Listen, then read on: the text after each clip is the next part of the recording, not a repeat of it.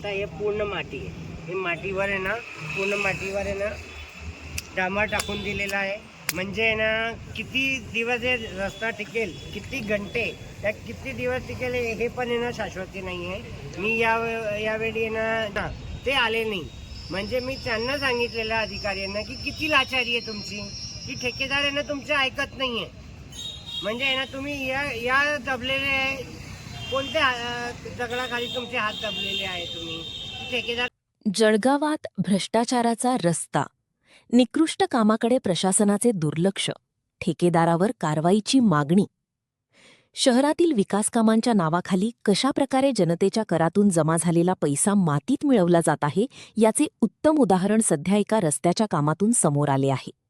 प्रशासनाचे आणि कंत्राटदारांचे साटेलोटे असल्यामुळेच या रस्त्याचे काम अत्यंत निकृष्ट दर्जाचे होत असल्याची संतापजनक बाब समोर आली आहे. काय आहे नेमका प्रकार?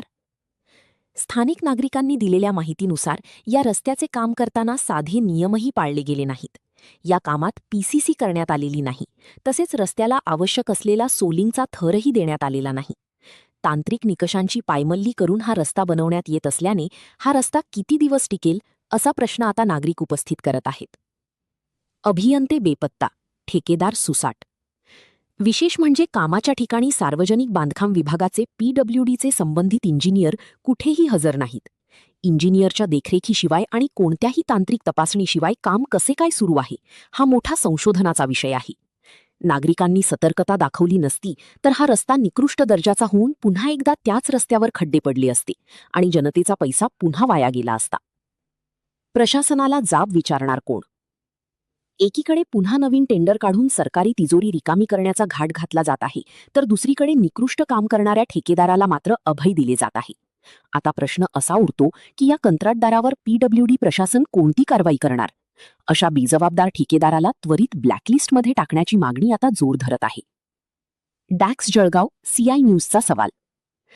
आम्ही प्रशासनाला विचारू इच्छितो की या रस्त्याचे बिल पास करण्यापूर्वी काय या कामाची गुणवत्ता तपासली जाणार आहे, की पुन्हा एकदा ठेकेदार आणि अधिकारी यांच्या संगनमताने जनतेच्या पैशाची लूट होणार आहे?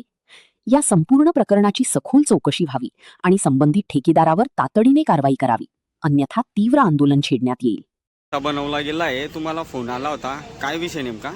24 तास नाही, आता ना 12 तास पण उलट झालेली नाही. आता हे रस्ता ना मला ना हे साईनाथ टी सेंटरचे ना गोपाल चौधरी साहेब आहे, त्यांनी मला कॉल करून बोलवलेलं होतं की हे रस्ता तक्रारून स्वरूपाचा आहे.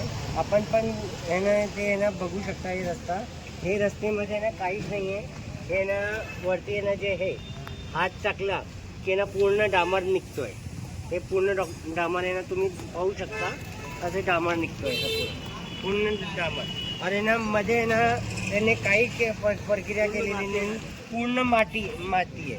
हे तुम्ही बघू शकता. हे पूर्ण माती आहे. हे मातीवर आहे ना, पूर्ण मातीवर आहे ना डांबर टाकून दिलेला आहे. म्हणजे आहे ना किती दिवस हे रस्ता टिकेल, किती घंटे, त्या किती दिवस टिकेल हे पण आहे ना शाश्वती नाही आहे. मी यावेळी आहे ना जे संबंधित अधिकारी आहेत त्यांना बोलून घेतलेलं आहे. त्यामध्ये ना उपमहापौर पण या जागे येऊन गेलेले आहे. संबंधित अधिकारी यांनी आहे ना, ते ठेकेदार आहे त्यांचे मत आहे ना, त्यांनी सांगितले श्री इन्फ्रास्ट्रक्चर यांनी काम केलेलं आहे. खटोत करून ठेकेदार आहे, त्यांना बोलवणं असताना ते आले नाही. म्हणजे मी त्यांना सांगितलेलं अधिकाऱ्यांना की किती लाचारी आहे तुमची, की ठेकेदार आहे ना तुमचं ऐकत नाही आहे.